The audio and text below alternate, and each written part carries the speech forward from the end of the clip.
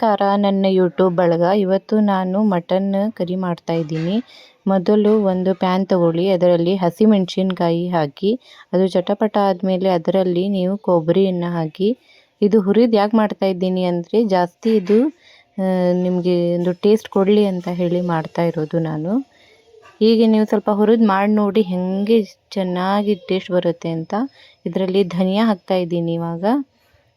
ಏನ್ರಿ ಇವರೆಲ್ಲನೂ ರೋಸ್ಟ್ ಮಾಡ್ತಾ ಇದ್ದಾರೆ ಅಂದರೆ ಹಾಗೆ ಮಾಡಿ ನೋಡಿ ಆಮೇಲೆ ಹೇಳಿ. ಇದರಲ್ಲಿ ಹಾಕಿ ಪುದೀನ ಇದೆಲ್ಲ ಐಟಮ್ನ ನೀವು ಹಾಕಿ ಚೆಂದಂಗೆ ಇದನ್ನು ಹುರಿಬೇಕು. ಹುರಿದು ಇದನ್ನು ಪೇಸ್ಟ್ ಮಾಡಿ ಆಮೇಲೆ ಹಾಕಿದರೆ ರುಚಿ ನೋಡಂಗಿರುತ್ತೆ ಅಂತ ನಾನು ಮಾಡ್ತಾ ಇರೋದು. ಇದನ್ನೆಲ್ಲ ಚೆನ್ನಾಗಿ ಹೀಗೆ ರೋಸ್ಟ್ ಮಾಡಿರಿ. ರೋಸ್ಟ್ ಮಾಡಿ ಅದು ಸ್ವಲ್ಪ ಬಣ್ಣ ಬದಲಾಗಬೇಕು. ಹಿಂಗೆ ಬಣ್ಣ ಬದಲಾಗ್ದಂಗೆ ನೀವು ಇದನ್ನು ಮಾಡ್ತಾ ಹೋಗ್ರಿ. ಹಿಂಗೆ ಚೆಂದಂಗೆ ಇದನ್ನು ರೋಸ್ಟ್ ಮಾಡಿ ಇದ್ರಾಗ ಸ್ವಲ್ಪ ಗಸಗಸೆ ಹಾಕ್ರಿ. ಗಸಗಸೆ ಹಾಕಿದ್ಮೇಲೆ ಇದನ್ನು ಮತ್ತೆ ರೋಸ್ಟ್ ಮಾಡಿರಿ. ಹಿಂಗೆ ರೋಸ್ಟ್ ಚೆಂದಂಗೆ ಇದು ಬೇಯಬೇಕು. ಇದು ಪಕ್ಕಾ ಮಟನ್ ರೀ. ಆಮೇಲೆ ನಮ್ಮ ಕಡೆ ಇಲ್ಲಿ ಮಟನ್ ತುಂಬಾ ಚೆನ್ನಾಗಿ ಸಿಗುತ್ತೆ, ಆಮೇಲೆ ಬೇಗ ಬೇಯುತ್ತೆ ಕೂಡ. ಅದನ್ನು ಹೇಗೆ ಬೇಯಿಸೋದು ಅಂತಲೂ ನಾನು ಮುಂದೆ ನನ್ನ ವಿಡಿಯೋನಾಗ ಅಪ್ಲೋಡ್ ಮಾಡ್ತೀನಿ. ಇದನ್ನು ಈಗ ಪೇಸ್ಟ್ ಮಾಡ್ಕೊಂಡು ಇಟ್ಕೊಳ್ಳೋಣ. ನಂತರ ಒಂದು ಕುಕ್ಕರ್ ತಗೋರಿ. ಕುಕ್ಕರ್ನಾಗ ಸ್ವಲ್ಪ ಎಣ್ಣೆ ಹಾಕಬೇಕು. ಎಣ್ಣೆ ಸ್ವಲ್ಪ ಬಿಸಿ ಆಗೋವರೆಗೂ ಬಿಟ್ಟು ಆಮೇಲೆ ಇದ್ರಾಗ ಈರುಳ್ಳಿ ಹಾಕಿರಿ. ಈರುಳ್ಳಿ ಸ್ವಲ್ಪ ಹಾಕಿದ್ಮೇಲೆ ಇದ್ರಾಗ ಹೋಗ್ತೈತಿ ಟಮಾಟಿ ಹಾಕಿ ನಿಮ್ಗೆ ಎಷ್ಟು ಬೇಕು ಅಷ್ಟು ಟೇಸ್ಟಿಗೆ ಅಷ್ಟು ಟೊಮ್ಯಾಟೊ ಹಾಕೋರಿ.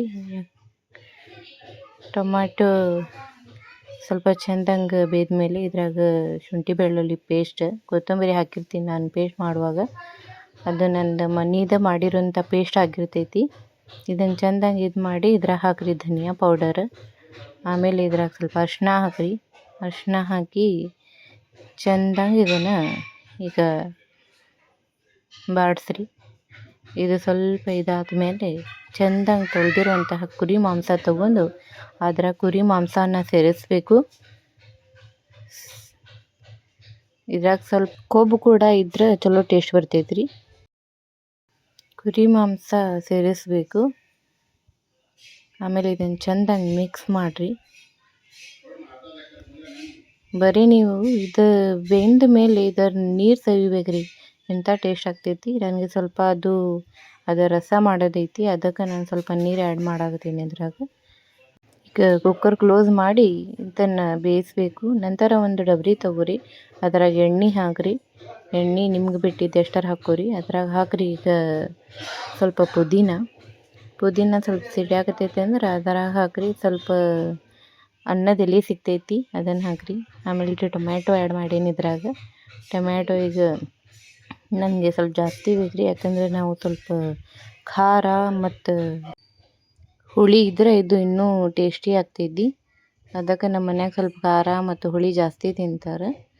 ಅಷ್ಟು ಹಾಕಾಕತ್ತೀನಿ. ನಿಮ್ಮ ಟೇಸ್ಟಂಗೆ ನೀವು ಹಾಕ್ಕೊರಿ. ಆಮೇಲೆ ಇದ್ರಾಗ ಹಾಕಿರಿ ಉಪ್ಪು, ಅರಿಶಿಣ. ಇದನ್ನು ಬಾಡಿಸ್ರಿ, ಚೆಂದಂಗೆ ಬಾಡಿಸಿ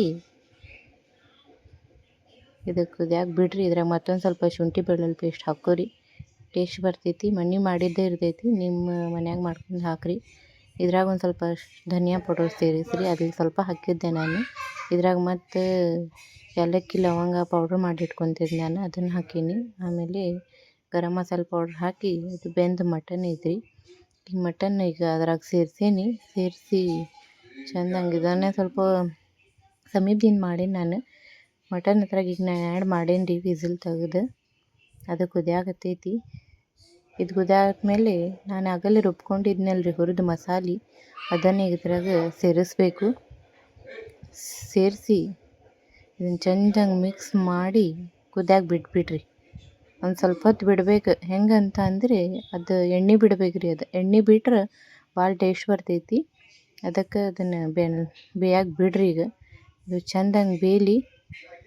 ಆ ಮಸಾಲೆ ಎಲ್ಲ ಚೆಂದಂಗೆ ಬೇಯಬೇಕ್ರಿ, ಇಲ್ಲಾಂದ್ರೆ ಹಸಿ ವಾಸನೆ ಬರ್ತೈತಿ. ಆಲ್ರೆಡಿ ಹುರ್ದೀನಿ ನಾನು, ಆದರೆ ಸ್ವಲ್ಪ ಹೊತ್ತು ಅಡ್ಡಿ ಎಣ್ಣೆ ಬಿಡ್ಬೇಕು. ಆಮೇಲೆ ಭಾಳ ಜೋರು ಇಡಬೇಡ್ರಿ. ಇದ್ರಾಗ ಸ್ವಲ್ಪ ನೀವು ಕಸೂರಿ ಮೇಥಿ ಸಿಗ್ತೈತಿ, ಅದನ್ನೊಂದು ಸ್ವಲ್ಪ ಸೇರಿಸಿ ಬಾಡಿಸಿ ಇದನ್ನು ಹಂಗೆ ಕುದಿಯಾಕೆ ಬಿಟ್ಬಿಡ್ರಿ. ಹಿಂಗೆ ನೋಡಿರಿ, ಹಿಂಗೆ ರೆಡಿ ಆಗ್ತೈತಿ. ಮುದ್ದೆ ರೊಟ್ಟಿ ಅನ್ನದ ಜೊತೆ ತಿಂದು ನೋಡಿರಿ.